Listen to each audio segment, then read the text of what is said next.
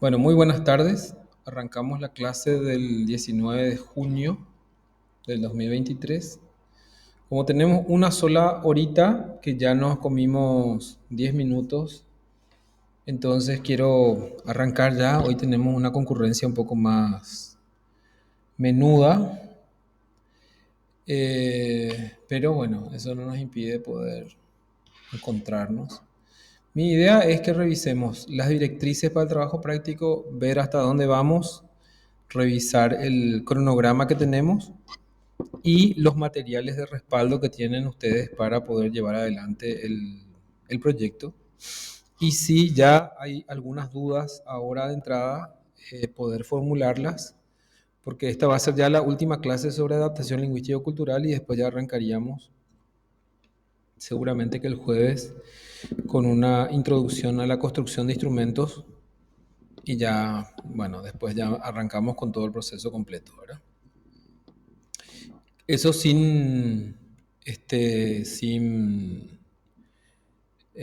¿cómo es que se llama? Sin perjuicio de la posibilidad de que ustedes planteen sus dudas a medida que van avanzando, que les voy a comentar un poco hoy cuál va a ser la mecánica. Una cosa que ahora recién me di cuenta es que la clase última antes del examen la fijamos como una clase asincrónica. Entonces, eso significa que no vamos a tener propiamente un repaso antes del examen. Por lo tanto, el jueves vamos a utilizar parte de la clase para poder acordar algunas cosas y en todo caso les envío o sea, no sé, establecemos un mecanismo de comunicación de preguntas y respuestas para que yo pueda preparar para ese día de la clase asincrónica un videito o unas diapositivas o algo en el que vaya respondiendo a las dudas que tengan, ¿verdad? Porque si no, vamos a desperdiciar esa clase antes del examen, que suele ser un poco la clase en la que ya hubo cierta lectura, aparecen las dudas y todo eso, pero la asincronicidad va a impedir que nos comuniquemos. Bueno, entonces, les dije que vamos a empezar por el documento. Espérenme un ratito, recién tenía abierto, pero acabo de darme cuenta que abrí de nuevo otro documento y se me cerró. Aquí está, orientaciones para el trabajo práctico. Les voy a compartir esta pantalla y vamos a ver un poco cómo está y ustedes me preguntan, o sea, me indican si todo está claro, si hay alguna duda o si hay algo más que aclarar y si no, pasamos ya al siguiente tema.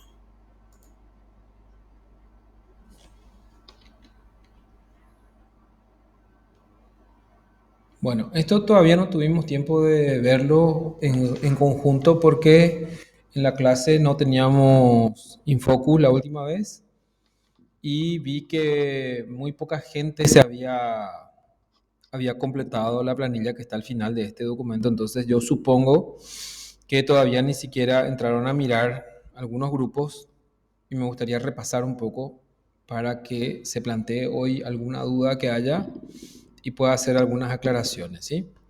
Estas son las orientaciones para el trabajo práctico y como ustedes ya saben, la intención es hacer una adaptación lingüístico-cultural. Acá se indica paso a paso lo que se hará, se conformarán los grupos, deberán elegir un instrumento, deberán inscribir el instrumento, ya venció la fecha y sin embargo aún todavía no se inscribieron todos los grupos. Cada grupo deberá seguir los pasos que están establecidos en esta guía del oso Hambleton de 2013, que está ahí un poco más abajo en el enlace. Luego dice acá, cada grupo deberá ceñirse al cronograma propuesto por la asignatura que establece las fechas límites para la entrega de cada paso del proceso y las sesiones de seguimiento y asesoría con el docente. Estuve hablando recién con mis auxiliares y lo que vamos a hacer probablemente es que los lunes, en vez de tener las clases en la modalidad que sea, salvo que esté marcado para clase presencial, Lo que vamos a hacer es que ustedes se van a conectar con mis auxiliares, los que estén asignados como tutores de grupo, para que ellos les acompañen en el avance del trabajo práctico. Y recién estuvimos hablando y la idea es que podamos empezar el 3 de julio, creo que es lunes. Voy a fijarme acá en la fecha. Sí, el 3 de julio, que sería de hoy en 15 días, empezaríamos las tutorías para arrancar con, bueno, por lo menos un plan de trabajo y después ya revisar la literatura, conseguir los traductores, empezar con la traducción del instrumento, etcétera. Todo ese proceso que está previsto ahí con el acompañamiento de sus tutores, ¿sí? Después, la evaluación del trabajo, que es el criterio con el cual voy a evaluar los trabajos prácticos, serán la calidad, el rigor metodológico del proceso de adaptación, la coherencia y la claridad de la redacción del informe final y el cumplimiento de las normas éticas y deontológicas en el uso de los instrumentos y tratamiento de datos. Además de la originalidad, ¿qué significa eso? No copiar y pegar información ya publicada por otros sitios, evitar el uso de inteligencia artificial para sustituir el desarrollo del contenido, ¿sí?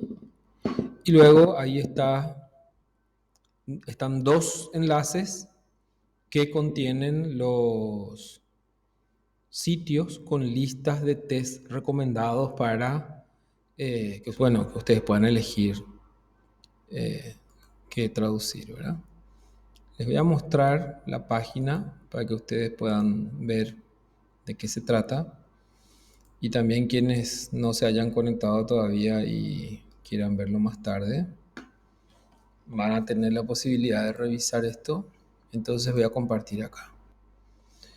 Ven, esta es una página que dice acá eh, herramientas para la evaluación psicológica para salud mental, ¿sí? O herramientas para la salud mental, o sea, bueno, en realidad es evaluación psicológica para la salud mental. Y acá atrás dice saltar a o ir a la introducción y luego empezamos ya con los temas, ¿verdad? Competencias para las terapias cognitivas, adherencia al tratamiento, adicción, creo que esto es ira, ansiedad, asertividad, autismo, como es trastorno de dismorfia corporal, trastorno bipolar, depresión, disociación, trastornos de la alimentación y así sucesivamente. Entonces, ustedes pueden escoger un tema, qué sé yo, no sé, motivación, por ejemplo.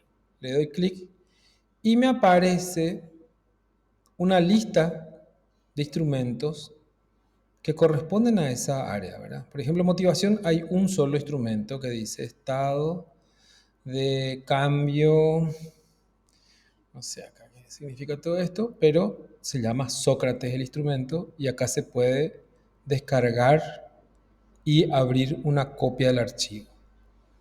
Si ustedes escogieron trastorno obsesivo compulsivo, ustedes ven aquí que hay una lista más larga de instrumentos, o sea, no es que haya un solo instrumento por cada tema, sino que hay varios temas, varios instrumentos por tema, dependiendo de la cantidad de instrumentos que tengan disponibles, ¿verdad?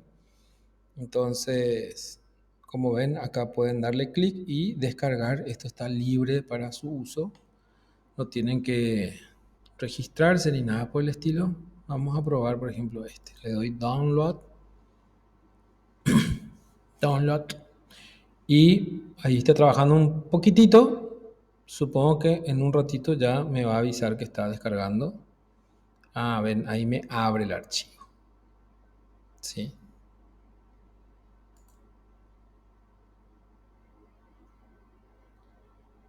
Y me da toda la documentación. Y bueno, hay que buscar un poco para poder descargar, ¿sí? Pero hay una variedad interesante de...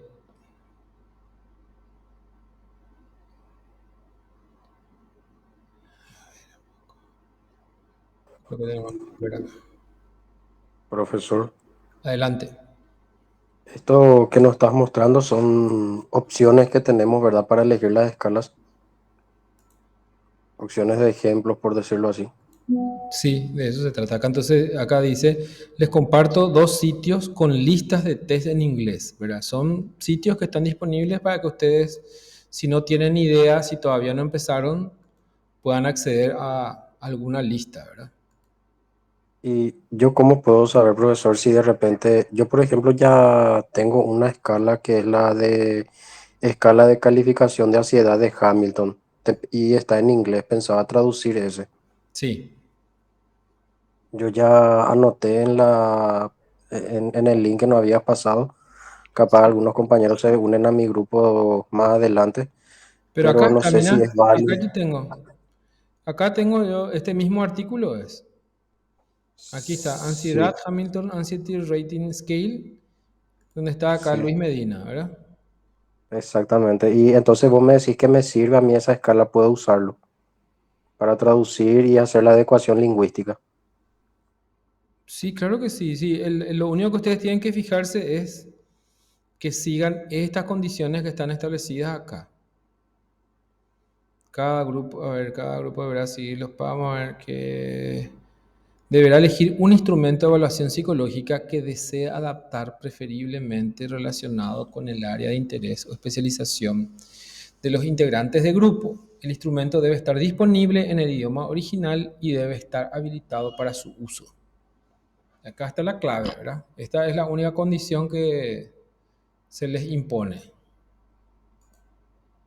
Entiendo,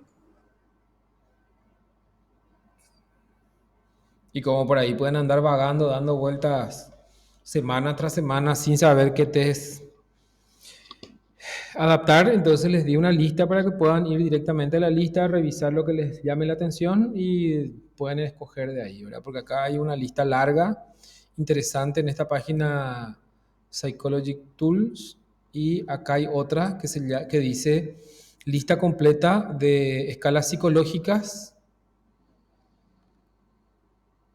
que este señor Mohamed Louti en marzo del 2023 actualizó y acá está la lista completa, ¿verdad? Cuestionario de agresión, agresión de los padres, agresión, temperamento y personalidad, agresión, victimización, scale, etcétera, etcétera. Todo eso está ahí y tiene 73 páginas. O sea, quiere decir que acá hay una lista bastante extensa de instrumentos que ustedes pueden revisar y acá simplemente le dan clic y eso les redirige a la información. Ivana Ortiz, ¿qué tal? ¿Qué son tus ojitos?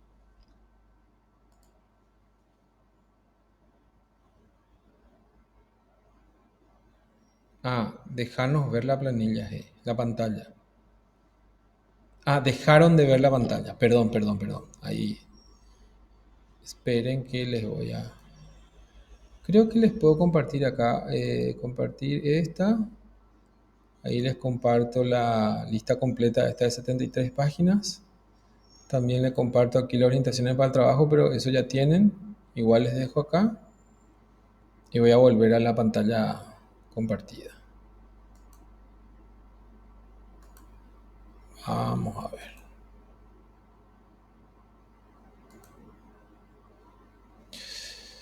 Aquí estábamos.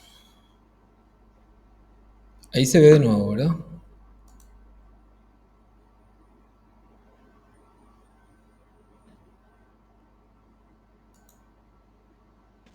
Sí, profe. Ok, y bueno, y ahí está la lista. Ustedes pueden revisar esa o, bueno, escoger una que ustedes quieran. No hay ningún problema con la condición que les comentaba hace un ratito, que está indicado luego acá. ¿Sí? Bueno, una cosa que sospecho que no todos habrán visto, como veo que muy poca gente escribió su tema,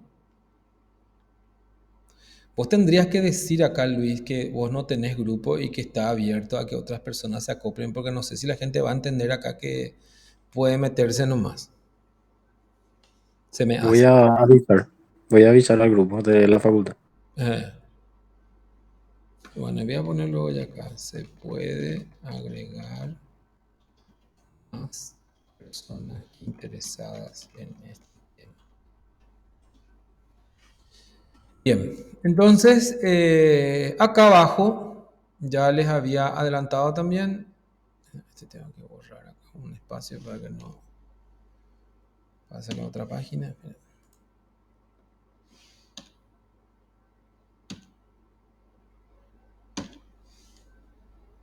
Ahí está. Y aquí abajo tienen el cronograma propuesto, ¿sí?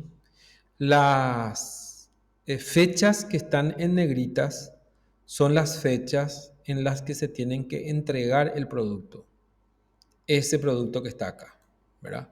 Acá tenemos un producto, acá tenemos otro y acá otro, ¿sí? Y esto que está en gris son las fases ¿cómo es? Recomendadas, pero que probablemente ya no nos va a dar el tiempo para que desarrollemos, ¿verdad? Bueno, y acá entonces se vuelve a repetir eso mismo que dice arriba. Los productos entregables serán los siguientes: la síntesis de la revisión bibliográfica sobre el instrumento, la versión traducida y retrotraducida, el resultado de análisis de ítem de la prueba y la versión corregida de la prueba, que yo les voy a subir a la plataforma como tarea con la fecha indicada acá y con la cantidad de puntos que estarán asignadas para esas entregas y que van a sumar después el total de la puntuación del trabajo práctico. Profesor, Sí. otra pregunta. Cuando dice en el punto C, dice resultado del análisis de ítems de la prueba prepiloto. Eso sería porque en ese punto nosotros tenemos que tener el test traducido y aplicado a un grupo de personas y es ese resultado el que tenemos que pasar. Esa parte no comprendo. Y acá está la lista de actividades, mira. El 27 de julio tenés que tener la investigación de equivalencia. El 10 de agosto tenés que tener ya la versión traducida. Y la versión integrada, estos dos productos. Después la versión de traducción inversa y la versión retrotraducida integrada para el 24 de agosto. El 31 de agosto tenés que realizar el comité de expertos. La prueba de comprensión tenés que realizar el 7 de septiembre. Luego, la primera versión de la prueba ya integrada va a estar el 15 de septiembre y luego tenés que hacer una aplicación prepiloto para el 28 de septiembre y vamos a hacer análisis de ítems. Seguramente antes ya vamos a hacer una clase sobre análisis de ítems que quiero que entreguen el 5 de octubre los resultados de ese primer análisis de ítem. Entonces, efectivamente, hay que aplicarla, hay que hacer todo este proceso, ¿verdad? No es que van a traducir nomás, le dicen a ChatGPT, traducime este test y ya me entregan eso, nada que ver. El otro día en clase les indiqué cuál era el proceso completo. Recuerdo, profesor, y cuando dice, por ejemplo, versión retrotraducida integrada, pues sabes que esa parte yo entiendo que del inglés hay que traducir al castellano en nuestro caso. Del castellano que tenemos hay que volver a traducir a inglés, más o menos así sería. Yo no, me da vergüenza preguntar, pero no comprendo bien esa parte. Sí, no, y de eso hablamos, mira, en clase usamos este material que está acá. Que, Sí, recuerdo esa clase, pero no, pero espérame, no espérame, me espérame. quedé No, claro. voy a recuperar nomás, mira. Acá está el paso 1, paso 2, paso 3, ¿verdad? Entonces, vos tenés acá la versión original, dice, la versión original, vos tenés dos traductores. Acá están las condiciones que tienen que cumplir los traductores. El traductor 1 tiene que tener fluidez lingüística en el lenguaje al cual se traducirá y un buen nivel de comprensión en el lenguaje original. Después dice el traductor 2, fluidez lingüística en el lenguaje al cual se traducirá y un buen nivel de comprensión del lenguaje original. Y luego se integra, ¿verdad? Entonces es el primer paso. Y el siguiente paso, que es la traducción inversa, que dice acá, cuarto paso, traducción inversa, retrotraductor, fluidez en el lenguaje original y buena comprensión y buena comprensión en el lenguaje al cual se traduce, ¿sí? Entonces, una vez que vos tradujiste, por ejemplo, del inglés al español, la retrotraducción implica que una persona con fluidez en el lenguaje original y buena comprensión en el lenguaje al cual se traduce, tome ese test y traduzca de nuevo al inglés. Sí, eso era lo que dudaba. Sí, eso es. Entonces ahí vos ves, obviamente no va a ser igual al test original, pero lo que se evalúa es si la equivalencia al test original es aceptable, ¿verdad?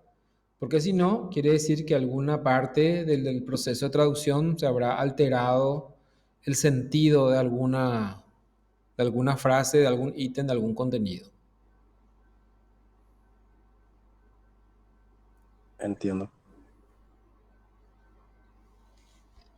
Bueno, no sé si hay alguna otra pregunta por ahí.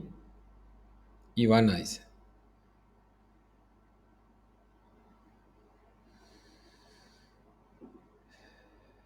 Sí, es que todo eso, espérame un ratito, vamos a ver, vamos a ver. Creo que eso está explicado un poco más atrás, más adelante. No. Hay una guía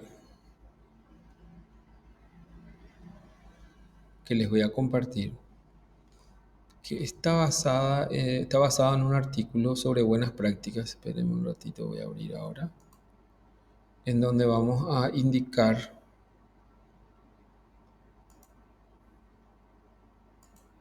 un ratito. Este es.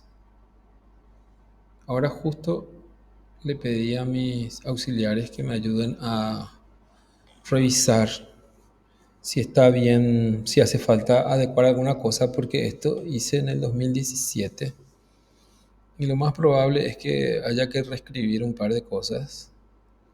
Esperen un ratito, voy a compartir esta pantalla. Esta. Dice, guía para la realización del trabajo práctico, adaptación lingüístico-cultural de escalas e inventarios de autorreporte. Esto, como les dije, es del 2017. Seguro que hay que ajustar algunas cosas y vamos a ver lo que dice acá. Creo que acá está indicado eso que me estás preguntando y si no te respondo ahora, pero voy a ver si está acá para que puedas tener esto a mano y hay algo que acá se cortó.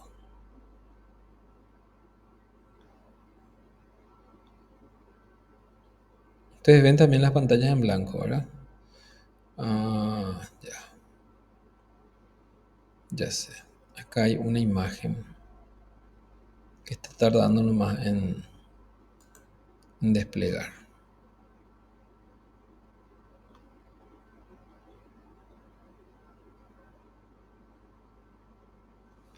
Creo que tengo... Bueno, les voy a decir, pero como todavía ni empezaron la traducción, yo no les di esas indicaciones porque falta todavía mucho hasta que lleguen a ese punto, obviamente, entonces van a tener instructivos para cada parte del trabajo. Como falta casi un mes para esta primera parte, lo que quiero es que se concentren en la revisión de la documentación correspondiente al test, ¿verdad? Entonces yo creo que antes de esa fecha, o sea, a la vuelta del receso de invierno, ya vamos a tener el instructivo. Habitualmente, la prueba de comprensión se consigue calibrar con unas 10 personas más o menos. La prueba prepiloto habría que apuntar a 30 o 50 personas. Y con eso ya está bien, pero un grupo que me había abordado la clase pasada, que también estaba preocupado por lo mismo, o sea que a un grupo que me había preguntado lo mismo, le había respondido lo siguiente: mi intención es que ustedes se asocien entre grupos, o sea, si ustedes escogen instrumentos cortos, mejor, ¿sí? Si ustedes adoptan instrumentos breves, mejor, porque eso les va a llevar menos tiempo en la traducción, menos tiempo en la retrotraducción, menos tiempo en el comité de expertos y también menos tiempo en la aplicación del instrumento. Y vamos a suponer que 3 grupos que tienen cierta afinidad o que sus miembros se conocen entre sí deciden asociarse, entonces podrían colocar en un mismo formulario las 3 escalas. Así como hacemos con las prácticas, en un solo formulario hay más de una escala, entonces ponemos 3 escalas, ni siquiera hace falta que tengan que ver sobre el mismo tema. Y los 3 grupos difunden el enlace, o sea, comparten el enlace a las personas que conocen o la cantidad de contactos que definan, y entonces podrían llegar a una cantidad mayor de personas para la prueba piloto, o sea, la prueba prepiloto sin estresarse demasiado, ¿verdad? Entonces cada persona, por ejemplo, envía a 10 personas, yo envío a 10 contactos conocidos míos, les explico de qué se trata, les pido encarecidamente que colaboren con el estudio. Cada miembro envía a 10 personas y tranquilamente ustedes podrían llegar a 200 o 300 personas para hacer el análisis de ítems si es que se organizan bien y trabajan colaborativamente. Entonces iban a tener una interesante cantidad de personas para responder el ítem. No sé si eso responde a la pregunta.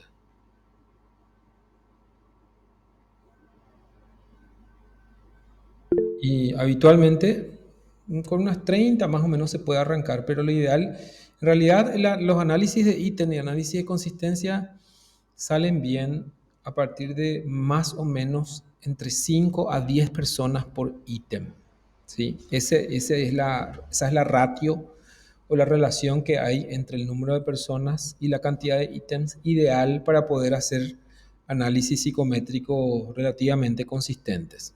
Héctor, adelante. Profe, yo era que te había hecho las preguntas en torno al trabajo, ¿verdad? Sí. Y justamente te había comentado que habías vos señalado que este trabajo ya podría ser utilizado como parte de nuestro trabajo final de grado, ¿verdad? Sí. Y en esa misma línea quiero preguntarte si consideras que si vamos a hacer eso, que este trabajo sea también nuestro trabajo final de grado, es necesario o no traducir, por decirte, los manuales o o algún otro documento que venga con el test que nosotros elegimos.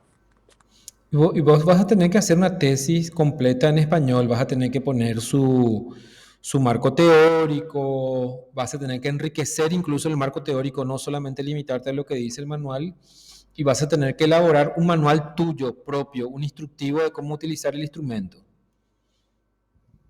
Ok, genial, buenísimo, profe. Entonces, o sea, cuando vos te apropies del trabajo, en el sentido de que vos vas a coordinar el proceso de adaptación lingüístico-cultural, entonces vas a estar obligado a desarrollar un manual para que las personas puedan utilizar ese instrumento una vez que se haya completado el proceso de análisis psicométrico, reporte final, etc. Pero el manual es sencillito. Yo les voy a enviar un modelo de manual de instrumento, manual de usuario, que generalmente, qué sé yo, como mucho tiene 10 o 15 páginas más o menos, y es la información que contiene va a ser información tomada del trabajo final de grado, no va a ser una información nueva, solo que va a estar en un lenguaje adaptado para que pueda guiar el uso del instrumento, ¿verdad? Bueno, profe, entonces esto implicaría, para, digamos, darle una conclusión, que nosotros debemos crear un manual propio para el uso de nuestra adaptación lingüístico-cultural. Sí, sí, claro, totalmente, porque Okay. no sabemos si, por ejemplo, la recomendación de tu investigación va a ser que se utilice la misma cantidad de ítems o que se modifican algunos ítems, se aumentan, se desdoblan o se reducen. ¿Se acuerdan que hablamos de eso en clase? Entonces puede ser que el resultado final del instrumento no sea exactamente igual al original. Y bueno, entonces eso va a implicar que vos desarrolles las orientaciones sobre cómo puntuar el test, cómo interpretar el test, etc. Profe, una pregunta orientada más al proceso de traducción y retrotraducción. Suponiendo que vos,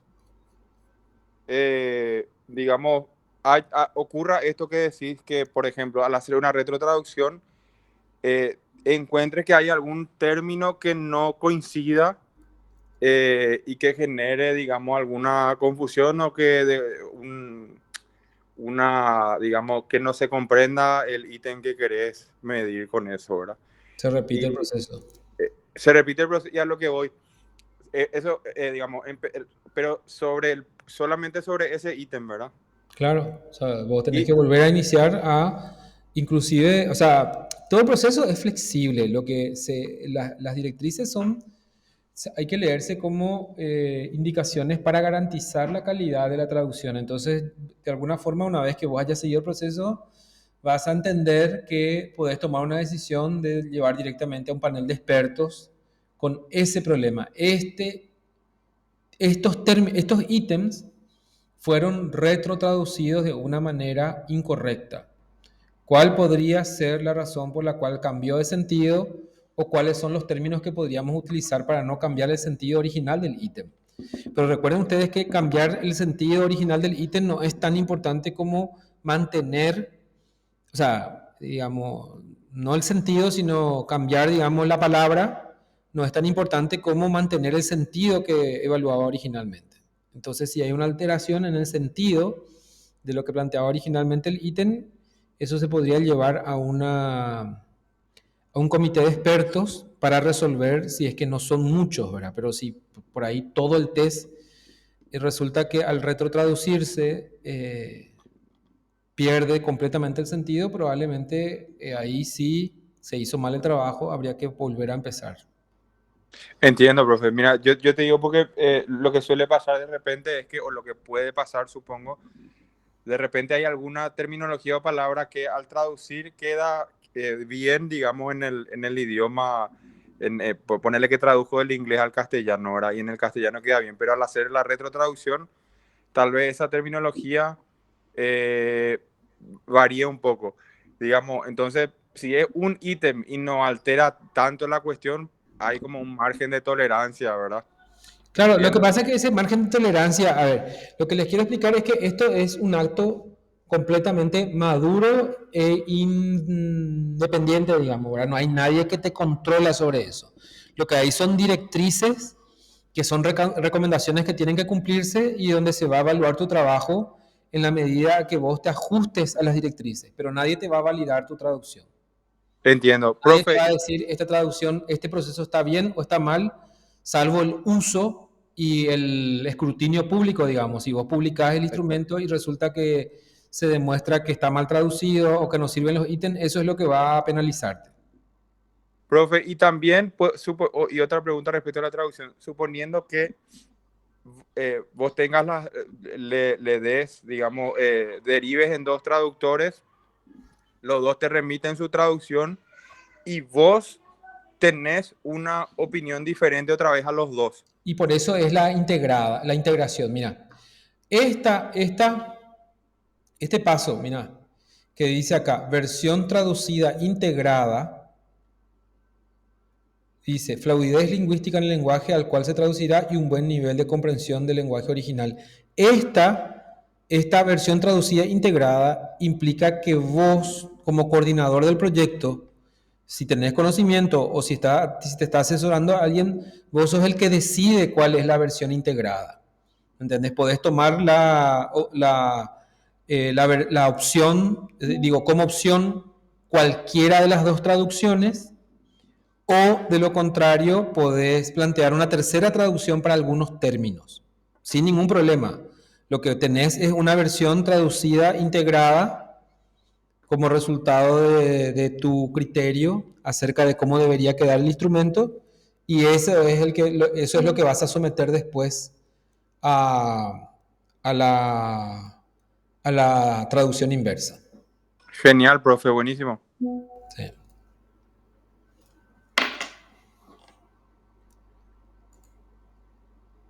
Bueno, A ver, hasta por ahí, ¿cómo vamos? Vamos bien, profe. Natalia López, Carlos, Ivana, Janina, Néstor, Luis, Yo me Aura, acabo de unir, Julia. profe. Voy a ver ¿Cómo? después la grabación. Me acabo de unir, digo, estaba rindiendo, voy a ver después la grabación. Bueno, ok.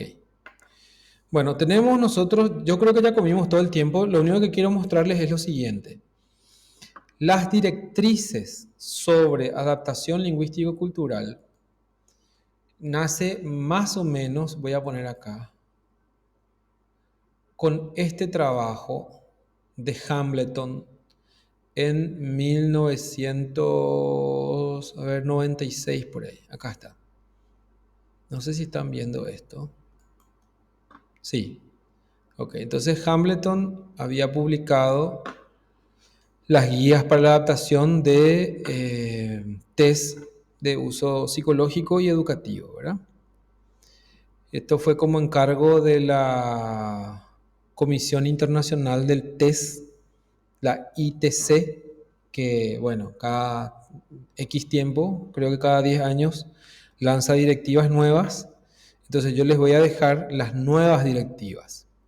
Les voy a compartir dos carpetas. Una que tiene documentos esenciales, que no les voy a hacer leer, digamos, los documentos históricos, pero otro que va a ser de consulta,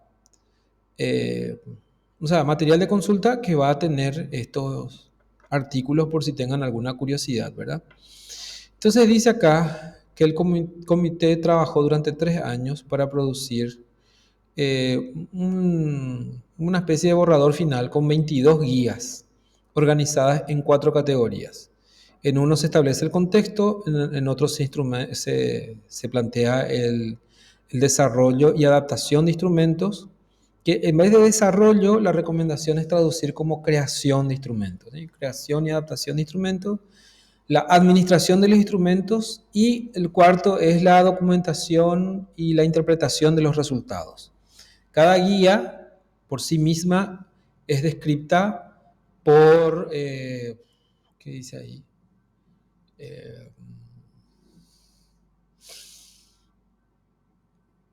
Bueno, por razonamiento, por inclusión, o sea, por el sentido de inclusión, por un conjunto de pasos para valorar la guía, una lista de errores comunes y referencias para llevar adelante el estudio, ¿sí?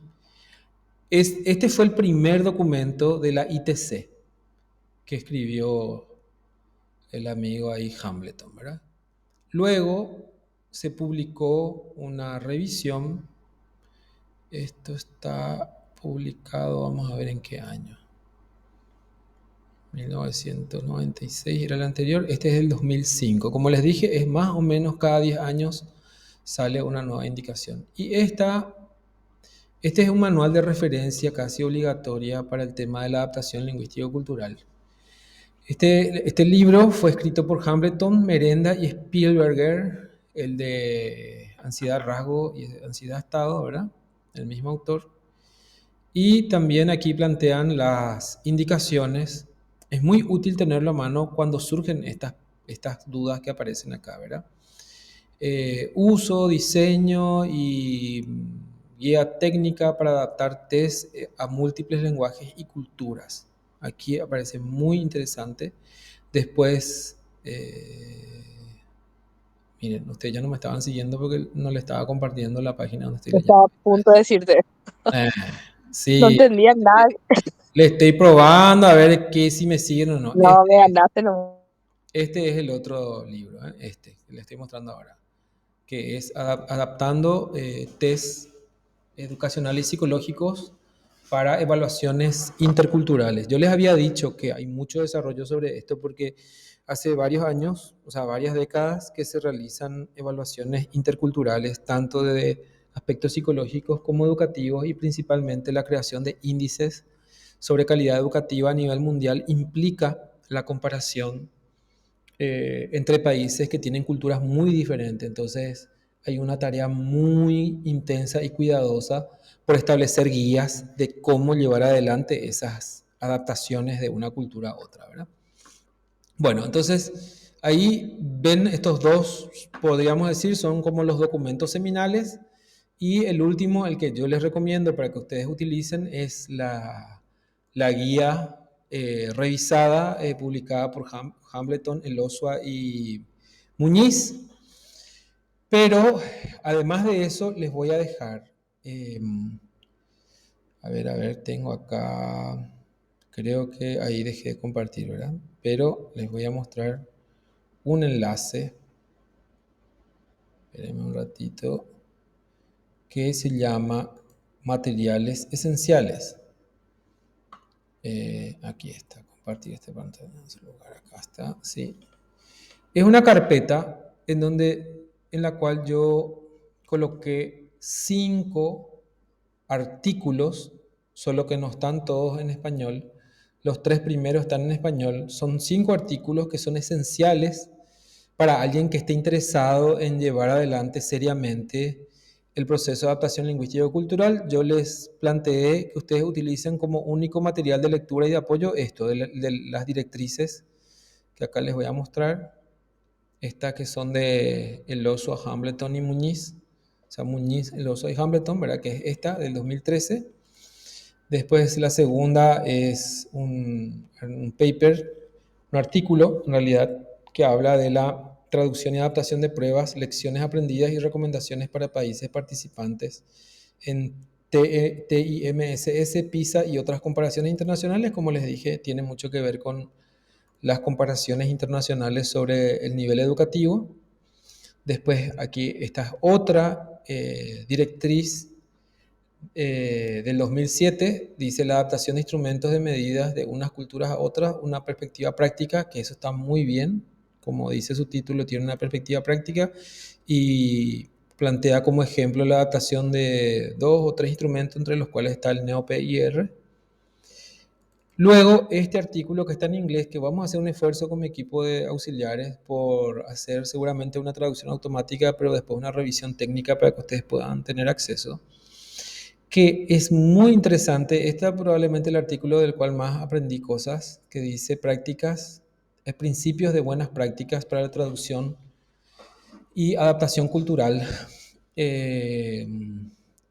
Para el proceso de adaptación y de traducción y adaptación cultural. Claro que esto está destinado específicamente para los resultados orientados por los pacientes, pero no se limita a eso porque está muy bien desarrollado. A ver, les voy a mostrar acá, tiene unas... No es muy largo, así que si por ahí alguien quiere apoyarme con esto de la traducción, nos vendría muy bien. Entonces hace estas discusiones acerca de cómo llevar adelante específica y prácticamente el tema de la traducción, los perfiles de los traductores. Y acá, por ejemplo, esto es lo más bueno que tiene este artículo, que dice acá, en el paso 1 de la preparación, cuáles son los componentes críticos, ¿sí? Cuál es la razón, digamos, y cómo se realiza y cuáles son los riesgos de no hacer ese paso. Por ejemplo, primero dice, obtener permiso para el uso de instrumento. ¿Cuál es la razón? El respeto a los derechos de copyright, ¿verdad? Who should do this? Es decir, ¿quién lo hace?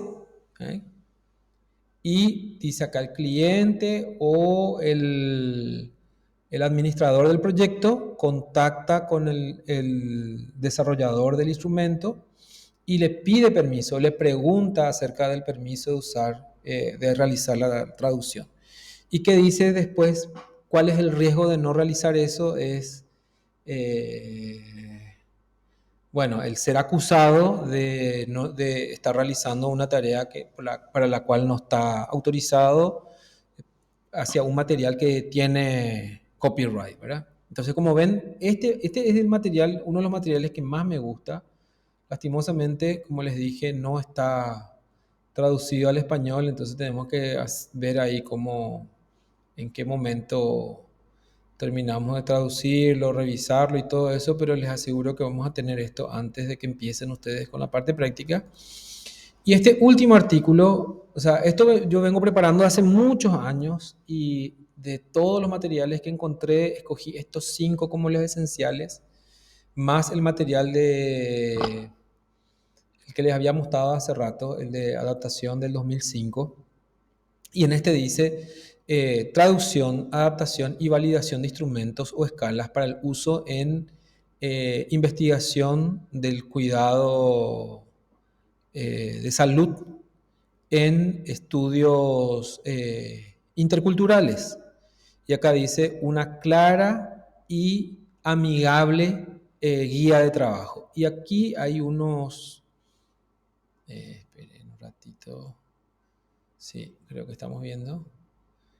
Entonces, el anterior y este se complementan muy bien porque acá describe detalladamente en qué consiste el paso 1 y sigue ahí con un detalle completo y dice aquí cuáles son los puntos claves.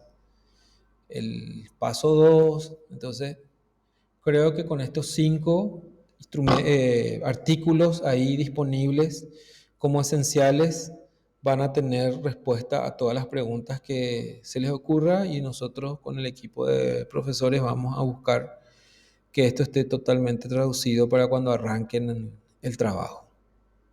Entonces, insisto, para los que se conectaron un poco tarde, aquí en la parte de orientaciones, ustedes tienen que completar lo antes posible la conformación de los grupos, el instrumento seleccionado.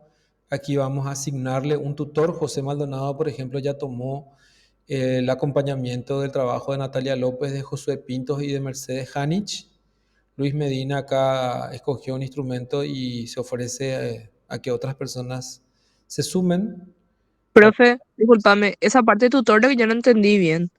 Y O sea, la cuestión es muy sencilla.